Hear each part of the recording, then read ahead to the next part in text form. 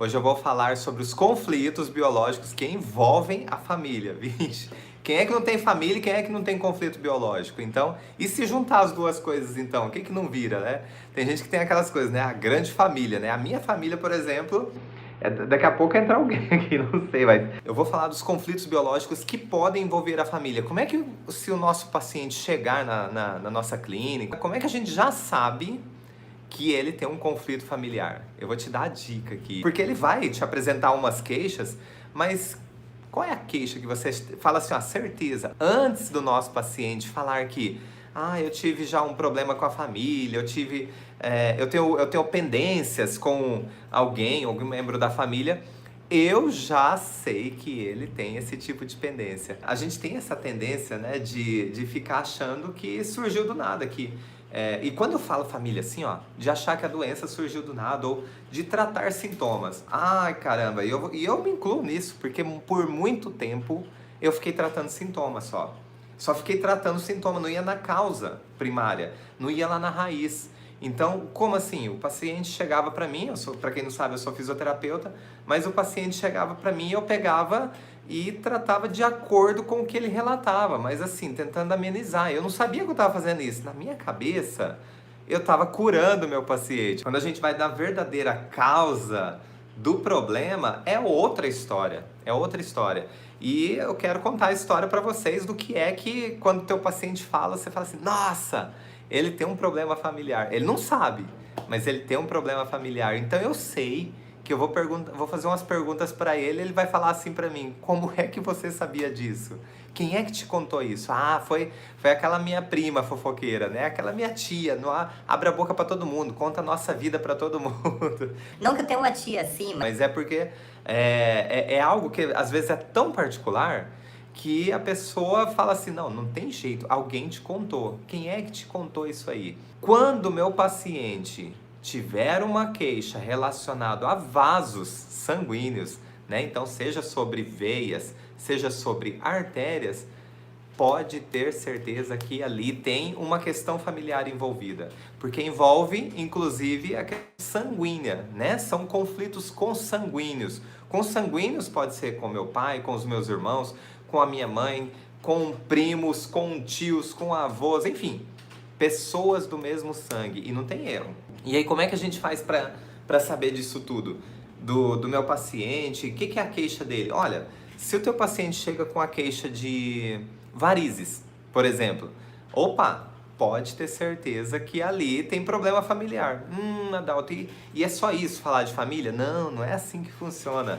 A anamnese, enfim, tem toda uma construção que a gente faz dentro do método do bioalinhamento, mas eu vou dar as dicas aqui para vocês. Então, se o seu paciente chegar com alguma queixa que envolve artérias ou veia, pode ser, como eu disse, o que eu falei aqui? Até esqueci. Varizes, aterosclerose, né, que são placas que vão se formando na parede das artérias. Que mais? Qualquer disfunção que envolva, né, vasos sanguíneos. Então aí eu já sei que o meu paciente tem alguma coisa relacionada com família. Mas como é que eu coloco isso dentro da sessão terapêutica, lá dentro de uma sessão de bioalinhamento? Então, você vai fazer o seguinte, pergunta para o teu paciente quanto tempo faz que ele tem aquele problema. Não quando foi diagnosticado, mas quanto tempo faz que ele sofre daquele problema. Por exemplo, de repente uma má circulação, um retorno venoso insuficiente, né? Insuficiência venosa periférica. Tem isso aí. A pessoa fica com as pernas roxas, né? Fica com vários sinais, né? De que tem uma deficiência ali. Fica com as pernas inchadas, inclusive. Então, olha só. Presta atenção no que eu vou falar. Anota isso aí que é importante. Então, teu paciente chegou com uma queixa envolvendo algum tipo de vaso sanguíneo. E aí você então pergunta para ele, o que é que aconteceu um pouco antes do início dos sintomas? Às vezes esse sintoma começou faz 2 anos, mas ele foi diagnosticado faz 6 meses. Não, de quando começou os sintomas, de quando para ele foi um problema, para ele incomodou. Apareceu um sinal, apareceu alguma coisa que identificou aquela situação. E aí ele vai dizer para você uma data cronológica lá, seja meses, seja anos, Enfim, ele vai dizer aquilo lá. Mas, o que você vai fazer daqui em diante? Pergunta para ele, né, o que aconteceu um pouco antes do início desses sintomas. Porque é ali que mora a chave desse conflito biológico. É ali que mora a raiz do sintoma, na verdade. É a mesma coisa de você ir lá e descobrir o que deu origem. Isso é rico demais, gente. Só que assim, ó, cada paciente tem a sua história dentro da família. Assim como o meu pai é diferente do seu, o meu irmão é diferente do seu. Cada um tem a sua história de vida, cada um tem a sua família, cada um tem uma história específica. Então, olha só, quando o paciente chega com essa queixa, eu pergunto, eu preciso ouvir na história dele o que é que aconteceu que para ele teve um conflito familiar. Deixa eu contar uma história que aconteceu uma vez de uma paciente. Então ela tinha problema de arteriosclerose, né? Então esse enrijecimento das artérias. E é como se fosse um cimento, né? Fica, a gente fala cimento assim para a questão figurativa de ficar endurecida, né? Fica menos flexível a artéria. E aí eu perguntei, eu fiz exatamente dessa forma. Perguntei para ela, quando começou? E ela falou assim, não, faz uns 10 anos que eu tenho isso aí. Aí eu peguei e fui confirmando com ela, fui conversando para saber se eram realmente 10 anos. Aí a gente chegou na conclusão, ela chegou, na verdade, na conclusão, contando umas histórias, porque aí você vai questionando para ela se localizar no tempo. O que a senhora fazia? Quando é que a senhora começou a sentir? E aí ela lembrou que ela ainda trabalhava, né? E 10 anos atrás foi quando ela tinha se aposentado. Mas que aí foi aí que ela sentiu mais fortemente. Mas que ela trabalhava quando começou a sentir os efeitos, né? O desconforto. E aí ela me disse que então era 12 anos. Eu conversando com ela, chegou nessa conclusão, nessa questão que eram 12 anos. E aí eu perguntei para ela, então me conta, como que era a questão familiar, como é que estava naquela época, né? Porque pode ser com um filho, pode ser com os pais, pode ser com os irmãos. O que eu sei é que é uma questão consanguínea. E aí ela começou a falar da questão familiar. E aí tinha uma questão com o irmão. Tinha havido um atrito. E esse irmão era mais novo que ela. E ela tinha ajudado bastante esse irmão durante a vida. Sabe aquela coisa que fica cuidando dos irmãos como se fosse filho?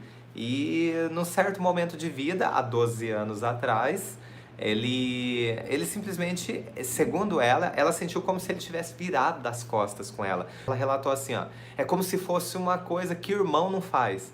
Então entende que de repente assim, ó, de repente na minha família, um irmão ou irmã faria aquilo e pra mim tá tudo bem, é o nosso ritmo e a gente se entende, a gente se ama desse jeito, né? Mas de repente em outra família, às vezes uma palavra é suficiente para magoar, para causar um choque muito grande. O que é isso? É um DHS, e aí vem um programa biológico trazendo um comportamento, e o comportamento nela se traduzia nesse comprometimento de artérias. Só que tem um detalhe que se divide em dois. Por que às vezes dá nas veias e por que às vezes dá na artéria? Os dois são vasos sanguíneos. Qual que é a diferença? Então, olha, aqui para nós, os vasos sanguíneos que carregam o sangue cheio, rico de oxigênio, são as artérias. É um sangue cheio de vida, então ele vai para nutrir, ele vai para vivificar, ele vai para reforçar uma situação. Agora, um sangue rico em gás carbônico, que é o sangue venoso e que corre pelas veias, né? Ele é rico em gás carbônico, então o que é a função das veias? É de eliminar esse gás carbônico, que funciona como agora algo que eu não preciso, para levar até os pulmões ou a periferia, né, nos meus dedos, enfim, que é onde pode oxigenar de novo e aí vai nutrindo o meu corpo. Então, um traz uma molécula, né, traz a molécula de oxigênio que vem vivificar o meu corpo, vem para reforçar, vem para trazer vida, enfim, só alegria. O outro vai para eliminar como se fosse algo sujo, algo que precisa ser eliminado. E aí qual é a leitura que a gente faz dentro dessa questão da minha paciente, por exemplo, que tinha um problema em artérias. Então, que ela, dentro de uma questão familiar, de um conflito biológico familiar, ela precisava, o corpo dela sentia uma grande necessidade de novamente vivificar, né? Reforçar aquela relação entre os irmãos, entre ela e o irmão. Porque como ela disse, isso não é coisa de irmão, é como se não fosse o irmão dela, é como se ela tivesse perdendo o irmão. Então precisava novamente estreitar esses laços familiares. Era preciso vivificar aquela questão de laços de família. Então quando a gente traz isso à tona para o nosso paciente, uma informação dessa, a pessoa vê como assim, nossa, fala, é o meu corpo me ajudando. Como a pessoa recebe isso como um presente. Né? O que ela considerava como doença, ela agora pode receber como um presente. Ah, Dalton, é assim. Não, nem todos os pacientes vão entender assim no estalar de dedos. Mas muitos, eu diria que a grande maioria, se você explica dessa forma, ele fala, nossa, então na verdade, então você quer me dizer que o que eu considero como doença é o meu corpo tentando corrigir? Então, eu digo o seguinte, é desconfortável e traz efeitos porque tem um período de adaptação. E esse período de adaptação nem sempre é confortável. Quer uma coisa? Compra um sapato novo. Você vai ter que se adaptar com esse sapato novo. A não ser que seja um tênis, né? Algo extremamente macio por natureza. Olha, um sapato social, né? Os homens ou as mulheres com um sapato de salto. Não vai me dizer que no primeiro dia, nossa, que confortável, meu Deus do céu, não existe coisa mais confortável do que um sapato novo. Ah, tá de brincadeira, né? Não tem como, porque tem um período de adaptação, que pode ser inclusive desconfortável, mas puxa, ainda bem que eu tô com um sapato novo, porque aquele meu sapato velho já estava até furado. Às vezes uma coisa que é para melhorar, aqui é uma analogia simplória, a natureza do nosso corpo, a natureza biológica é totalmente voltada à sobrevivência, né? Aqui como eu disse, uma analogia bem rasa, mas é só para entender como que isso pode funcionar. Então, um sapato novo, até um sapato novo pode ser da melhor marca, talvez não vai ser de início mais confortável. Sabe quando que ele se torna confortável? Quando ele se adapta com o seu pé, e o seu pé se adapta a ele. Entende que precisa de um período de adaptação? Com a nossa biologia, muitas vezes é assim. Precisa de um período de adaptação. O problema é que a minha biologia fica enroscada. O problema não é tentar adaptação, o problema é ficar enroscado. E aí vai trazendo sinais e sintomas cada vez mais fortes. Para se entupir uma artéria, começa normalmente um acúmulo de gordura ali dentro desse vaso sanguíneo. E aí, por que é que acaba entupindo? Porque, olha, o acúmulo de gordura, ele vem como um reforço. Em uma fase, né, biológica, ele vem como um reforço, que era como se fosse para proteger melhor a parede do vaso sanguíneo. Então, é como se fosse um reforço interno. Pensa assim, ó, se tivesse uma tubulação, né, e essa tubulação é muito importante, ela não pode vazar o que está passando ali dentro de jeito nenhum. E se alguém percebe que está vazando alguma coisa, então corre os engenheiros lá, analisam, opa, vamos reforçar isso aqui. Só que por fora não dá lá para reforçar, de repente. Então o que é que a gente pode usar aqui dentro para reforçar? Vamos reforçar por dentro. É assim que acontece com as camadas de gordura, que vai acumulando e acaba entupindo um trecho do vaso sanguíneo. Então, na verdade, como o Rui, inclusive, falou aqui, olha, é um recurso da natureza, é um recurso biológico. Olha, Dalton, será recurso biológico? Porque isso até mata as pessoas. Tá, então deixa eu dar um exemplo assim, ó. Eu acho que agora você vai entender se você ficou em dúvida. Quando a gente quebra quebra qualquer parte do corpo, quebra um osso, né? Então, perdeu a segmentação. Tava aqui e ele se partiu, ficou aqui torto, tá? Aí você vai lá no médico, obviamente, precisa ir, claro. Você vai lá no médico, ele coloca no lugar, né? Ele faz a redução da fratura, coloca no lugar e imobiliza. O restante é o teu corpo que vai fazer. Então a mágica é com o teu corpo, Mr. M. A mágica é com o teu corpo. Então, olha que interessante. Essa parte que está solta inicialmente dessa parte, o que que elas começam a fazer? A nossa biologia começa a devolver o segmento, começa a soldar essas duas partes. Tudo que eu preciso é manter essas duas partes quietinhas, unidas, tá? Então, por isso que mobiliza. Então, fica lá as duas partes. E aí, o meu corpo começa a fazer essa soldagem. Então, ele solda. Detalhe, quem já quebrou algum lugar aqui do corpo, assim como eu, já sabe o que que acontece.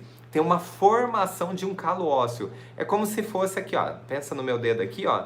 Uma parte mais alta. Então fica mais alto esse trecho aqui, ó. Se tivesse quebrado aqui, suponhamos que isso aqui fosse um osso só, tá? Não uma articulação. Mas se fosse uma articulação quebrada, isso aqui seria o calo ósseo. É calo porque parece um calinho mesmo. Mas qual é a função biológica do calo ósseo? Qual a função biológica do calo ósseo? Reforçar exatamente aquele local que quebrou. Porque a minha biologia é tão inteligente que ela fala assim, eu não quero que quebre de novo. Se fosse simplesmente soldar por soldar, ela ficaria assim, ó. Encosta essa parte com essa, soldou, acabou. Só que o que a minha natureza, o que a minha biologia, que é inteligente, faz? Ela forma uma camada adicional que é para não quebrar ali. Pode quebrar 1 centímetro para cima. Mas ali, onde estava quebrado, depois de um tempo que a minha biologia entende que tá tudo bem, opa, não vai quebrar ali de novo, é reabsorvido, é como se passasse uma lixa. A natureza fala assim, ó, a minha biologia fala assim, ó, vou dar uma caprichada, viu? Vou dar uma caprichadinha. É como se passasse uma lixa, ela vai reabsorvendo essa camada de cálcio aqui que está sobrando, que é o reforço, e pronto, depois de um tempo você faz um raio-x, parece que nunca quebrou. Voltando à questão dos vasos sanguíneos, alguém perguntou aqui sobre hemorragia. Tá bom, então vamos lá. Hemorragia sim, se é espontânea, tá? Hemorroida, tá. Já até falo da hemorroida, tá? Que mais? Anemia, tá? Então, por que que acontece isso tudo? Problema, gente, problema com a família. Não só vaso sanguíneo, mas também tudo que envolve sangue. Gente, é questão familiar, laços consanguíneos que alguma coisa não deu muito certo ali, algum problema ocorreu. E aí fica fácil da gente localizar a causa primária. É o que aconteceu pouco antes do início dos sintomas. Tá, deixa eu responder a pergunta sobre hemorroidas. Por que é que surgem as hemorroidas? Então, assim, ó, nós temos um conflito aí que não é sozinho, um conflito que não caminha sozinho. Nós temos vasos nessa região, nós temos veias, né, na região do reto, que acabam inflamando. Então, esses vasos sanguíneos, né, essas veias na região do reto, elas ficam dilatadas, né, e causa muita dor, muito desconforto. Por que é que surge? A hemorroida, ela não vai surgir sozinha. Então, nós temos a questão das veias, que estão dilatadas, e temos uma questão da localização, o reto. Então, nós temos um problema aí com o clã, relacionado à família, e nós temos um problema no reto. Só que o problema no reto sempre é ligado à identidade. Que grupo eu pertenço? A que grupo eu deixei de pertencer? Enfim, então vamos somar as duas coisas. Um problema que está relacionado às veias, que diz questão à família, ao clã, e num local que está relacionado aos grupos que pertenço ou deixo de pertencer. Então, se a gente junta as duas coisas, eu tenho um problema que eu já não me sinto pertencente a um clã, ou tenho dificuldade de me sentir pertencente a esse clã. Então é como se eu me sentisse, sei lá, a ovelha negra da família. É como se eu me sentisse eu sentisse que parece que eu não pertenço, parece que eu não nasci nessa família, parece que eu não tenho nada a ver com essa família. E não é desprezo, não é nada. Gente, sentimento é sentimento. Como é que você controla um sentimento? Se você está com vontade, se alguém fala uma coisa, você tem vontade de rir, você fica se segurando. Você acha graça porque acha graça, você fica com raiva porque fica com raiva. Nem tudo está ao nosso controle, né? A gente às vezes fica meio desajeitado ou sem graça com a situação, mas nem tudo está ao nosso controle. tá? Então a gente junta as duas coisas. Então quando o paciente chega com problema de hemorroidas, por exemplo, a gente já junta a questão familiar com a questão de não se sentir pertencente àquele grupo. E grupo aqui, gente, aí não tem erro. O grupo é a família, tá? Então, a gente sempre faz essas associações. E isso tudo baseado, né, nos estudos científicos que o bioalimento traz, que é lá da nova medicina, das 5 leis biológicas, enfim, da etologia animal, tudo isso. Os animais, por exemplo, né, olha só, para eles se identificarem, principalmente os cachorros, prestem atenção. Quando 2 cachorros se encontram, a primeira coisa que eles fazem é ir lá se identificar. E aonde eles fazem isso? Lá no rabo do outro. É assim que eles se conhecem. Ainda bem que a gente não tem essa mania, né? Quando a gente olha para o reino animal, é uma questão de identificação. Por isso que eles usam os cheiros, né? Por isso que eles usam os cheiros. Por isso que eles saem fazendo xixi no poste, na roda do teu carro, na arvorezinha da calçada, que é demarcação de território. Para que se outro cachorro passar ali, outro animal já... Opa, aqui já tem alguém nesse território. Aqui esse território já tem dono. É por aí, certo? Então, gente, olha, dica principal de hoje. Quando teu paciente chegar com uma queixa falando de vasos sanguíneos, vai direto. Você já sabe, antes dele te contar qualquer história, você já sabe que ele tem um problema familiar.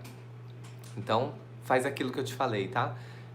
Pergunta para ele há quanto tempo isso acontece e como que ele pode fazer, aliás, e qual é a história que ele tem que envolve família. Agora, se é com quem da família, essa é a parte interessante. Essa é a parte interessante porque tem como a gente saber, é ele que vai contar e ele se identifica na história. Ele sabe dos problemas que envolvem a família dele ou um desconforto, enfim. Essa é a parte da história porque isso diferencia cada paciente. Mesmo se você atender 10 pacientes no mesmo dia, isso já aconteceu comigo, e todos têm queixas parecidas envolvendo vasos sanguíneos, cada um, olha, parece que nem é a mesma coisa que estão tratando. Não é. A parte da família depende da lateralidade? Não depende, tá, Thaís? Até porque, ó, pensa comigo, Thaís, deixa eu quebrar uma coisa aqui. Pensa comigo. Hipertensão, né? Hipertensão tem 2 questões. Ou na fase ativa, né? Que é de forma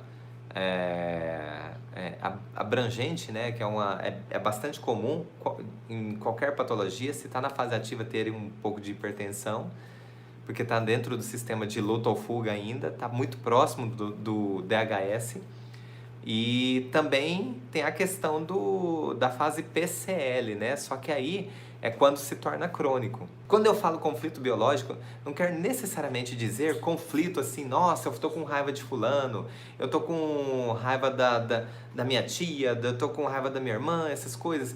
Eu tenho um conflito com ela. Não, eu estou falando aqui de conflito biológico. Isso pode ser, de repente, vou dar um exemplo, com um filho, né? E o conflito biológico talvez é porque eu não consigo oferecer tudo que eu gostaria para o meu filho. O meu filho começou a crescer, não está andando mais de bicicleta comigo, ou o meu filho está longe fazendo faculdade, eu não consigo falar com ele o quanto eu gostaria, né? Entende que não existe aqui um conflito de se atritar com o outro, mas é um conflito de eu não consigo, não sou capaz de resolver isso. Entende? Que são coisas muito diferentes.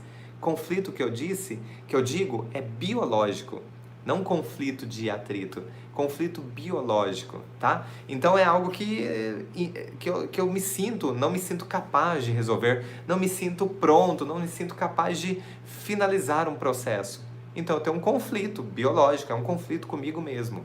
E ninguém provoca conflito em ninguém, é a gente que provoca. É a gente, através da nossa percepção, como a gente percebe o jeito que o outro fala, o jeito que o outro olha pra gente, o jeito que, enfim, o jeito que o outro se comunica, é a nossa percepção que diz o que está acontecendo. Isso aí, gente, é a mesma coisa de você pegar a mensagem de WhatsApp, essa é a coisa mais terrível. Eu nem gosto de mandar mensagem de texto por causa disso, eu gosto de mandar mensagem de voz. E se durar mais de um minuto, fica a dica, dá uma ligadinha. E assim, olha, mensagem de texto, você dá a livre interpretação do outro. Então, às vezes, você queria dar ênfase em alguma coisa, ou você... sabe quando você esquece uma vírgula e aí muda totalmente o contexto daquilo que você está dizendo? Então, olha, é a mesma coisa, tá? É a mesma coisa. É a nossa interpretação que muda tudo isso, que molda tudo isso. Então, de repente, será que o que o outro me disse, ele queria ter dito daquele jeito mesmo? Ou eu que interpretei daquela forma? Então, olha só, quem fica bem consigo mesmo, dificilmente tem... Quem está bem consigo mesmo, dificilmente tem conflitos biológicos. Por quê? Não se espanta com qualquer coisa, não se importa com os mimimis, não fica, sabe? Enfim, mas aí vai indo para outro assunto. Mas o que eu... Deixa eu só voltar aqui, a pergunta da Thaís, que perguntou sobre lateralidade. E aí eu ia dizer o seguinte... a lateralidade, na questão, né, que a gente utiliza lá no Mesoderma Novo, é bem interessante porque, pensa comigo, tem muita gente que fica enroscado, né? Só fugindo um pouquinho do assunto aqui, mas como perguntou se tem a ver com lateralidade, mas às vezes a gente fica enroscado na sessão perguntando assim, pra gente mesmo, tentando descobrir, nossa, será que é destro? Será que é canhoto? Será que essa pessoa é destra? Será que é canhota? Puxa, deu uma enroscada na sessão agora. E às vezes perde um tempo da sessão fazendo perguntas para o paciente na tentativa de descobrir se é destro ou canhoto. Meu, cá entre nós. E se você não descobrir de jeito nenhum se a pessoa é destra ou canhota, o que isso muda na tua sessão? Pensa comigo. É só você tratar igual trata os outros tecidos. Pergunta o que veio antes do início dos sintomas, escuta a história da mãe, escuta a história do filho, escuta a história da profissão. Qual é o problema? Continua a tua sessão normalmente. O que a gente vai se beneficiar sabendo se é destro ou canhoto é que se de cara a gente já sabe se é destro ou canhoto, a gente já pergunta se é um problema de mãe, com a mãe ou os filhos, ou se é um problema lá com o emprego, com o marido, com qualquer outra coisa, vida social, enfim. Só isso. Mas e daí? Qual é o problema? Você vai tratar o mesoderma novo igualzinho os outros tecidos, perguntando de tudo. O que aconteceu antes do início dos sintomas? Essa pessoa talvez conta a história da mãe, conta a história de filho, conta a história de profissão, conta a história da vida amorosa. Mas o importante é você encontrar o DHS em algum ponto dessas histórias, que é assim que a gente faz dos outros tecidos, não é mesmo? Então não se preocupe, se você é craque em descobrir se a pessoa é destra ou canhota, parabéns, beleza, segue a sessão e vai que vai. Agora, se não, preocupa não, relaxa, toca a sessão normal. Eu espero que vocês tenham pegado essa dica, anota, tá? Então o paciente chegou com alguma queixa sobre vasos sanguíneos, né? Seja artéria, seja veias, tá ligado à família, tá? Aí você só precisa descobrir o que aconteceu antes do início dos sintomas, que tem um conflito biológico familiar.